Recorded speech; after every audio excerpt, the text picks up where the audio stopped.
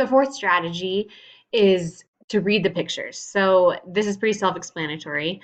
Um, but teachers give students the opportunity to take a picture walk in a new text, make predictions, establish some comprehension, and have some context before a read aloud begins. So this can be done together or independently. It's obviously a skill that is taught so that students can be using this independently.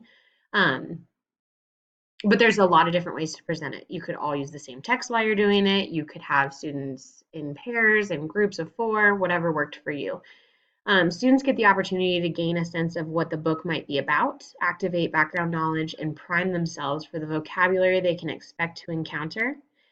This strategy naturally happens in our classrooms daily, based on any level, just based on the fact that that's what we're used to doing when we pick up a new book. So I really like this strategy, and I think it's something that can be implemented extremely easily in 99% of classrooms.